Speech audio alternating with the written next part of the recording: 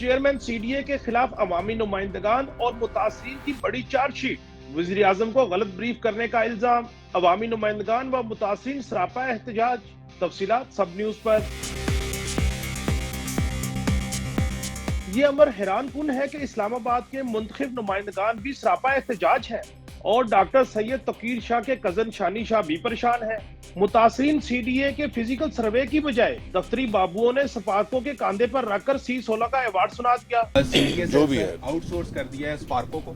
سپارکو سے 2008 میں جو ایوارڈ میں سر اب تو گوگل امیجز کے اوپر ایک چیز پر ہم نے سر ان سے پن لوکیشنز لے لی ہیں 2008 کی پن لوکیشنز کے بعد آج کی یہ سر ہر سیکٹر کے لیے آج کی تاریخ میں ہمارا سر ڈرون اوپر جاتا ہے جو اس کے ارد گرد کو تو ایلیگل ہوتا ہے، جو پن لوکیشن آج کی تاریخ میں 2008 کے ایوارڈ کے اوپر ہے اس کی وہ 3D بناتا ہے۔ 2008 کے گوگل امیجز کو بنیاد بنا کر متاثرین کو حق سے محروم کرنے والی بیوروکریسی کسی کو سننے کو تیار ہی نہیں۔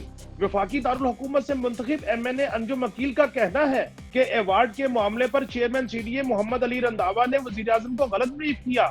متاثرین کے حقوق پر ڈاکہ نہیں ڈالنے دیں گے۔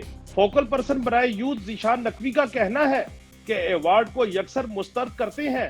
C16 کا ایوارڈ سرکاری بابوز کی دفتری کارروائی ہے۔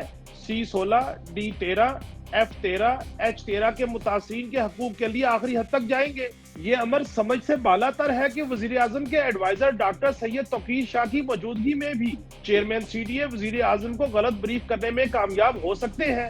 سب نیوز اسلام آباد۔